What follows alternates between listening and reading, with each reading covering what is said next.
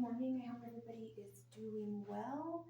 And we're here because I've basically done research, fulfilled my assignment or my task of putting together a report that is going to let us know what social media could possibly do for our company and what marketing that way is going to um, involve. So, social media marketing has replaced traditional marketing completely. The fact of the matter is that the social media revolution has completely changed consumer behavior. When consumers want to find a solution to a problem in their life, if they need something, they go online first. They look for that hack, they look for what other people are using, they try to see what the solution is to their problem.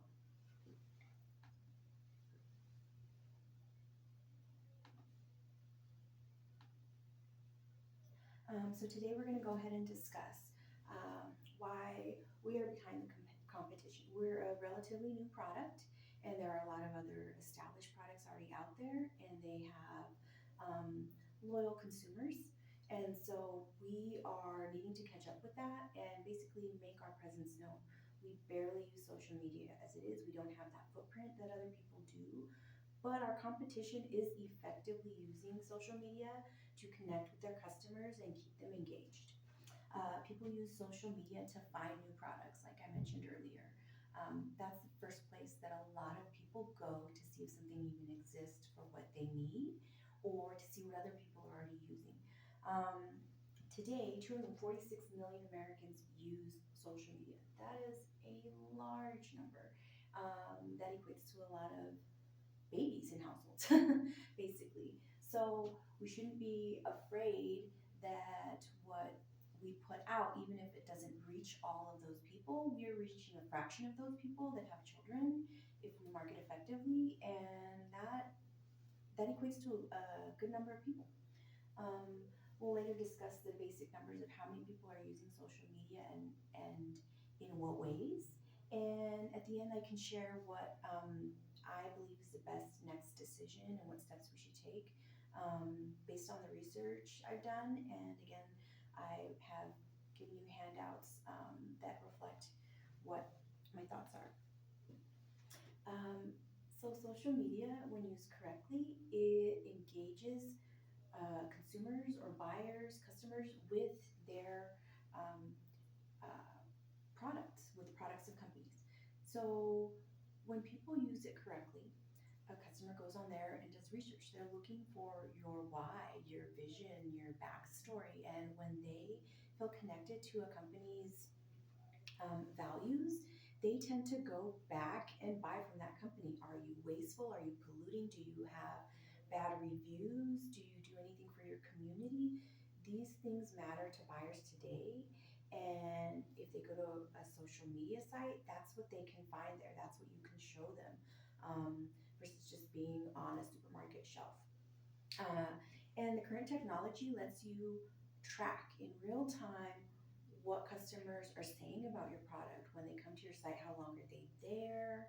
How long are they scrolling on your site or your socials? Um, and so, again, we're a new product. We're might be considered even controversial, but by putting ourselves out there, being transparent, being honest, answering questions, and showing our that our product is backed by science, we can gain trust and loyalty, and we control the narrative of our product. And again, our competitors are already doing this, and they're doing it pretty effectively. So we need to get our foot in the door and take a part of that pie and put our footprint out there. Um, Social media is no longer just for being social, honestly. People go there to research products, to, again, find solutions for problems they might have. They go online to find how to videos on cooking, recipes, taking stains out. Anything under the sun can be found online and researched, and so that's where people are going and trusting things before somebody else puts the wrong information out about your product. It's your responsibility, to get out there and educate your buyer or potential buyers on your product yourself. 39% of consumers go to Facebook first before researching a product or making a purchase.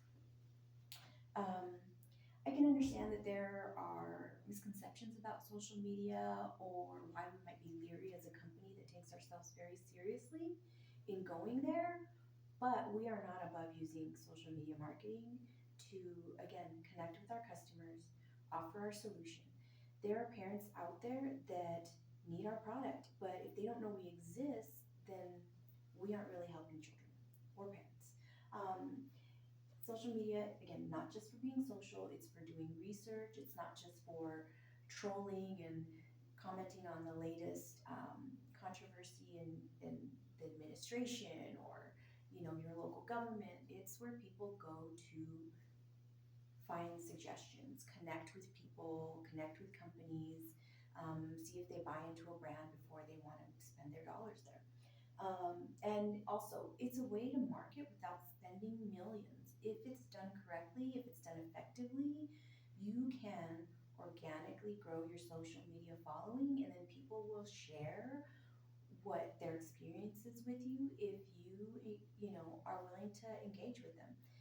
Just basically put your story out there, your narrative, what you want known, and when people have questions, you answer back.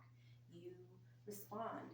You help if they have concerns. You make them feel better about what that trepidation might be. We can do that by having exposure on social media. I know it feels vulnerable, but really, it's revolutionized shopping. It's revolutionized how people make sales. A mom and pop store out of their kitchen posting videos can sell their product directly to a customer. A large company that can meet that demand can get customers to subscribe. So we're missing out on, buyers big and small by not being online. I understand, like it kind of touched on it in the last slide, that we don't have a lot of money to invest into completely redoing our marketing, but we can save money by cutting back on the marketing that we're already doing. We know it's ineffective. It is not increasing our sales. That is the goal. At the end of the day, we're a company, and if we don't make money, we can't stay around to help anybody.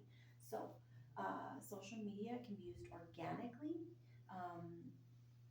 One way is by using employees that we already have. We have in-house IT people with a lot of experience on social media marketing. And so if we use what we already have and just basically start lightly putting our information out there, we can, without spending a lot of money, see what's going to work for our brand and what our identity online is going to be, and from there grow. Again, we can reach our target audience because science can be tracked, clicks can be tracked, time on a site can be tracked. Your buyers are looking for your solution. If you're online, they'll come to your site, you can target them, and they are looking for you at the same time.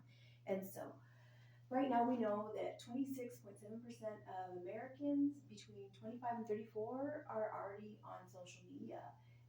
24 to 44, which is increasingly where people are having children as well, they're on social media at 26.5%. That's a huge amount of people. 25 to 44, that's a huge age group, and they are making money, they are spending money, they're having babies. If they don't know we're there, we're missing out on that potential conversion into a loyal customer.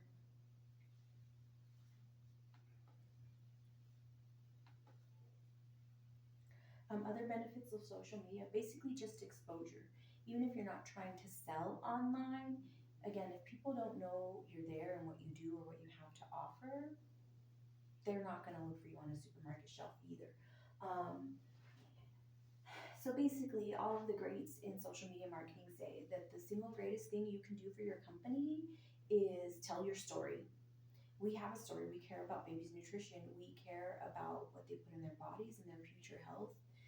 That's a passion of ours, not just in this country, but underdeveloped countries where they need the help. So again, telling our story gets people to buy into us. They become compelled, and then they want to spend money with us. They want to try the product at least, at the very least. So exposure, converts people into fans, and then eventually those lead into conversions and buyers, and you're spending less on other traditional marketing that doesn't work because you know what does work and continue to invest in that, and the ROI is really great. Sorry, this is lagging for some reason.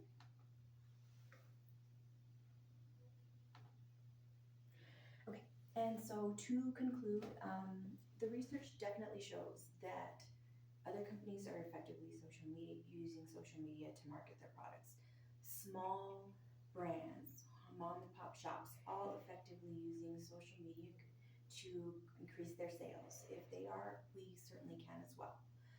As I mentioned earlier, we already have in-house personnel that's experienced in this type of marketing and using IT this way, and we already put together 2 different campaigns just for you to look at. And if you so choose, they can put those out as early as next week. And the reason you do that is because you want to see which one works better. It's easily testable. And then the one that starts out better, that's the one you invest more in, and that's the pattern that you stick with. Um, Again, this is all upon your approval, but we really do need to start by immediately creating business pages on Instagram and Facebook and TikTok. Everywhere people are, that's where we also need to be, at the very least, just making ourselves known.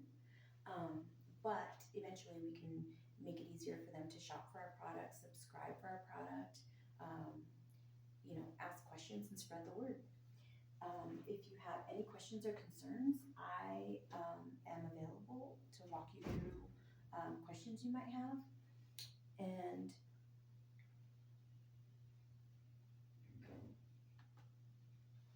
you have my information here, you have my handouts, and I really do thank you for your time and for being trusted with this. To conclude, I think we must proceed and start focusing our energy on actually getting a customer base and making sales. Otherwise, we wouldn't stay around long enough to actually help. Thank you.